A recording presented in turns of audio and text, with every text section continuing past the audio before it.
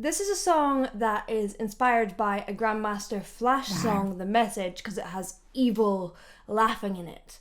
But the song is actually by Genesis, and it's Phil Collins. Before we start, if you're interested to hear what I sound like when I sing, I have just released a cover of Wicked Game by Chris Isaak. It's on Spotify, Apple, and here on YouTube, and I'll put a link down in the description, and I would love to know what you think.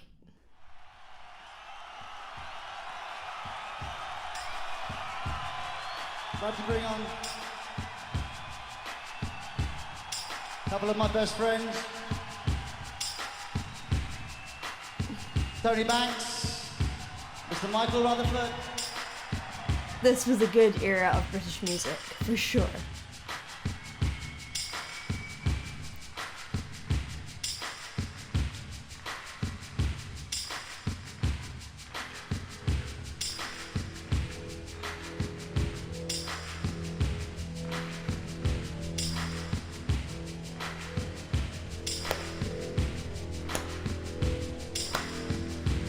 Got that harsh kick drum sound, like a heartbeat.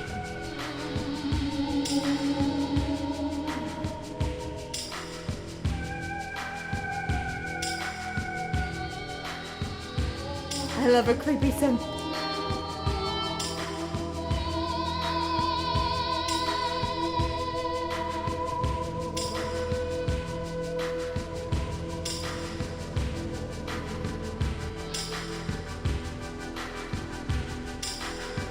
I bet this was an experience for many people in this audience.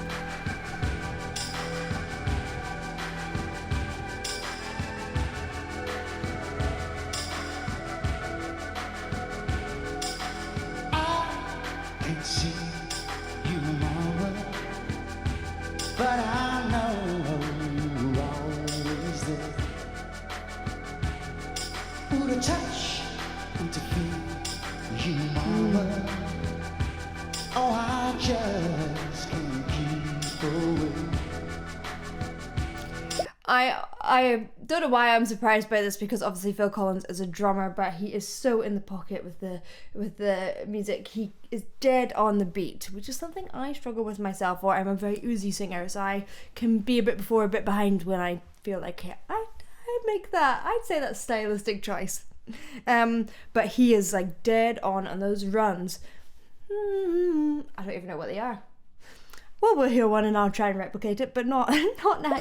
In the heat and the steam of the city, eyes got me running. Yeah.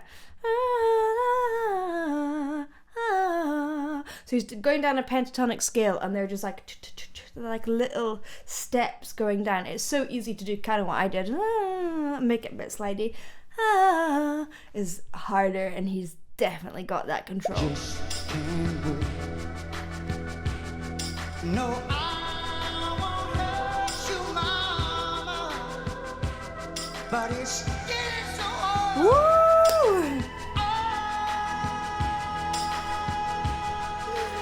Oh, it's so freeing. Now I can't keep you, mama, but I know you're always there.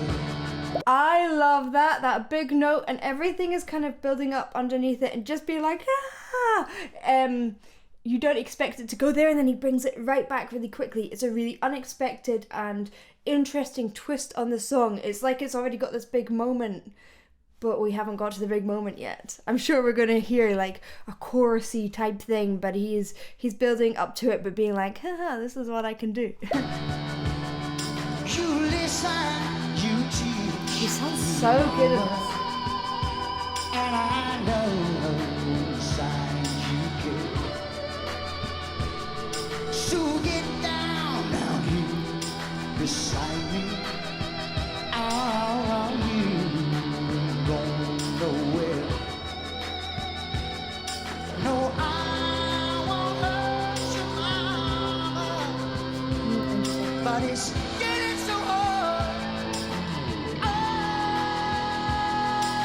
Yeah, woo! And then he's putting no vibrato on, because it makes it sound like this kind of tribal scream if you're, sounds too sung. What's also interesting is he's raising his chin. Now, I talk to my students a lot about this. I have students who naturally do this quite a lot, and it's okay if you have no tension in your neck and stuff like that. So often people raise their chins when they're getting tension or the tensing in these muscles in the side neck here. So if you move your chin down, you don't want to be tensing these kind of jaw muscles down here and these ones.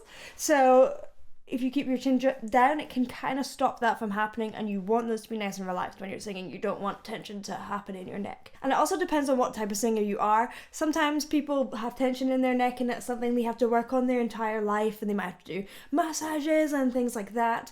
And other people just are a bit more relaxed in that area, and they might have tension in other areas, or they might be too relaxed. So if you are a person that has tension, it doesn't mean that you're not a proficient singer. I'm not saying that either. By raising your chin, so normally you've got your vocal tract that comes up and over, and that creates like a kind of hook like this, but when you raise your chin, it straightens it out and kind of shortens it a bit, so you get a sound that boosts the higher frequencies. So you see people like Ariana Grande do that a lot. Even some opera singers might raise their chin at certain points. It's not always helpful because it can cause tension, but it's not always bad either. It depends on who you are as a singer, and it's about knowing your body and what really works for you. It doesn't tend to work for me because I think I have quite a trebly voice anyway. Ooh. Here it is.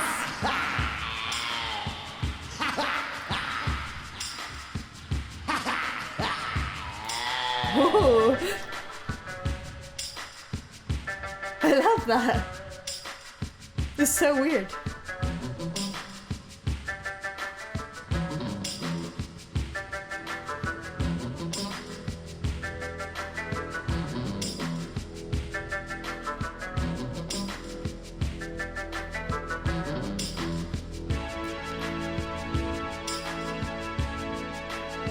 So this is quite a dark story. I'll let you read into that.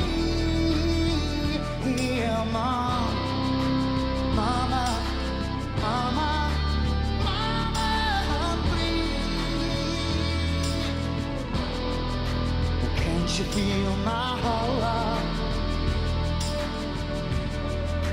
Can't you feel my heart? Can't you feel my heart?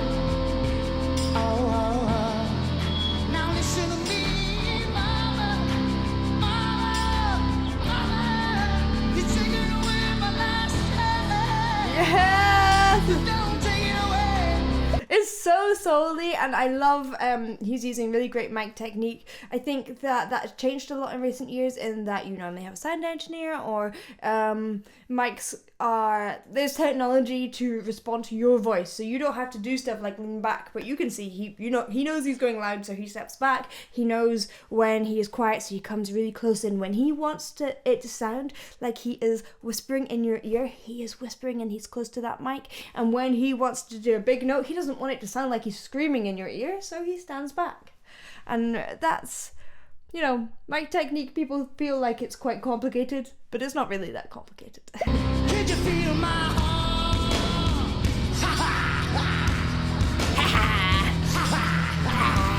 I love this.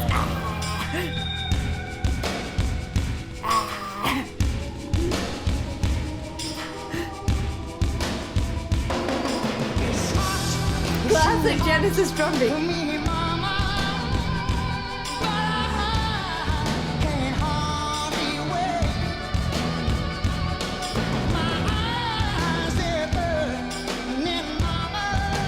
It's so bluesy here and gritty. I love that.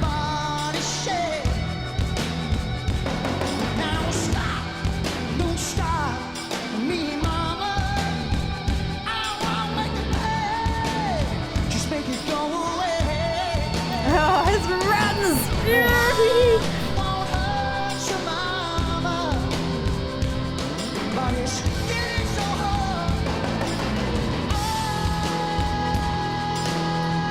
This is so good. Wow, this is such an incredible performance. I'm so loving the contrast between clean vocals, well with that high mix for him, and then bits where he's adding distortion and things like that. And just sometimes it's pure distortion. So distortion is kind of the absence of note. It is noise. It is kind of uneven vibrations of sound, whereas a clean note is the sound moving in really even vibrations. So when you hear that really bell-like sound that some people have, think of Sarah McLachlan, and her voice is really, really clean generally, sometimes a bit breathy, but mostly very clean, and that has very even vibrations. He's moving between these two different sounds, and it gives it a really, really tribal feel, along with this slow drum beat. I think on the original record it was done with a mic stand and a drum machine, which is really, really cool.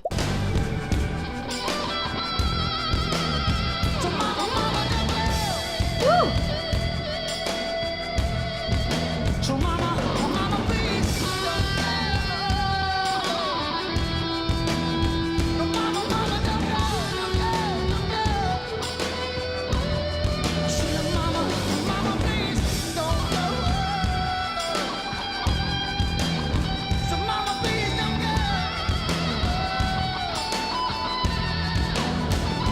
I'm just overwhelmed. It's so cool.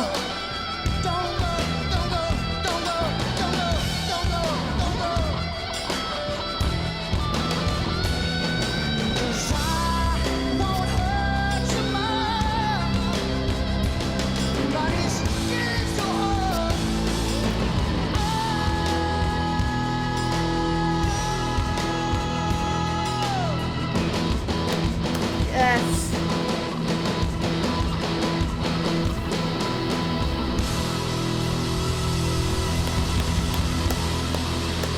What a band.